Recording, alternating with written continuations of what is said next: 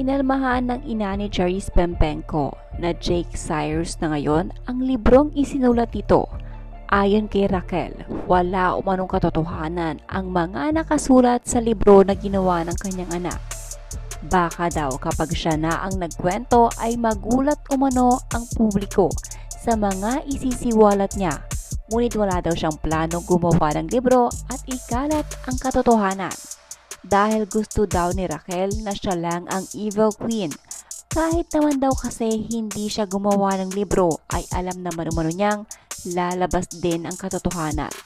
Dagdag pa nito, hindi daw niya papatulan ang walang kwentang tao na tila ang kanyang tinutukoy ay ang kanyang mismong anak na si Charis Pempenko o mas kilala ngayong Jake Cyrus. Meron na namang fake news galing daw isang libro. Mga bashers, hindi updated yung libro na yan. Abangan nyo ako mag-update ng libro na yan. Sari-sari na lang issue nyo. Meron kilala daw ako, mga gumagawa ng kwento ang iba. Baka magulat kayo kapag ako ang nagkwento. Kaya tumigil na kayo sa kaka-fake news na yan.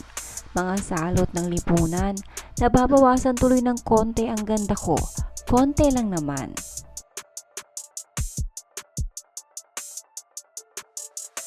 Peace of mind pa rin ang pipiliin ko kesa patulan ko ang mga walang kwentang tao at mga walang utang na loob. Sila na nagdadala ng lahat. The truth still prevails. But no matter what, my blood's still flowing in your veins and you can only remove that when you're already dead. P.S. Ayoko pa rin mabawasan ang ganda ko na minana ng mga anak ko. Kwento nyo yan, malamang masama ako dyan. Pero hindi ko alam ang kwento na yan.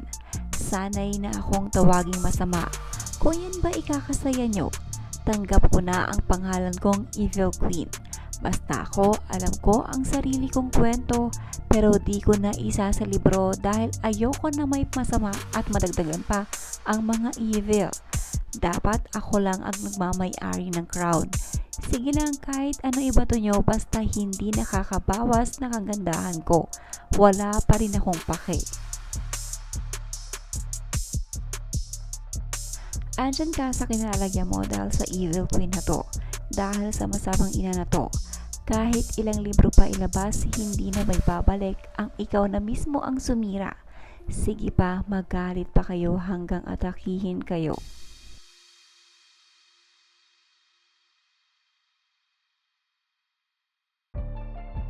Sa mga hindi nakakaalam ay naglabas ng libro si Jake Cyrus na kung saan nakalagay ang lahat ng mga umano'y naranasan nito nang nasa pamilya niya pa ito, lalong-lalo na sa inang si Raquel Pempenko at sa umano'y kanyang uncle.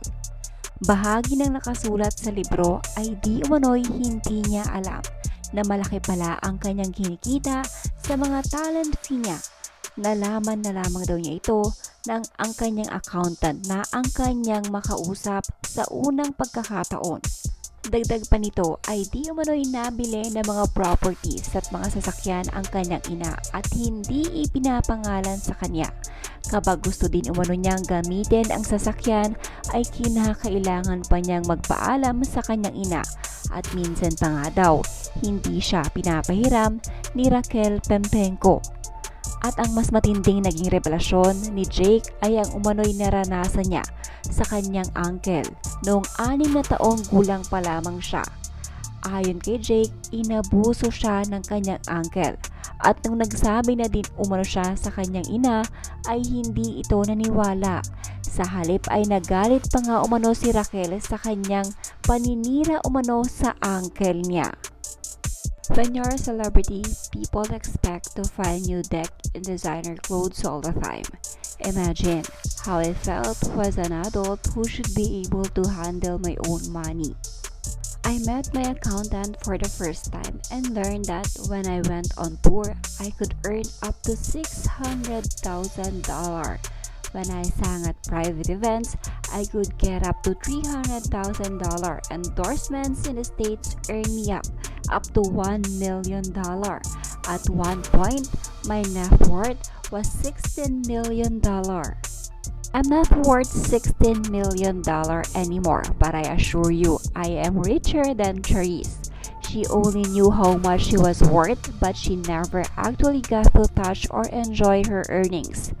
Sure, I saw houses being built and cars being bought using my money, but I was always told they weren't mine.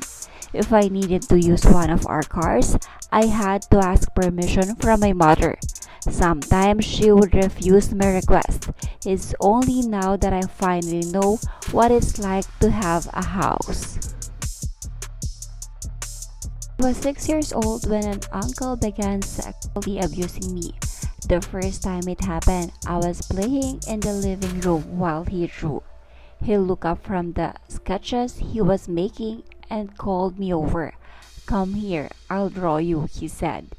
Even at that age, my instincts told me something bad was going to happen, but I had no choice but to follow him. As he drew me, my mind quickly shifted to denial. My uncle then asked me to come with him to this room. We were going to sleep, he told me. Even if I had said no, I was so small and helpless. All he had to do was pick me up. Of course, we didn't sleep. He lay behind me, spun me, and started touching me all over.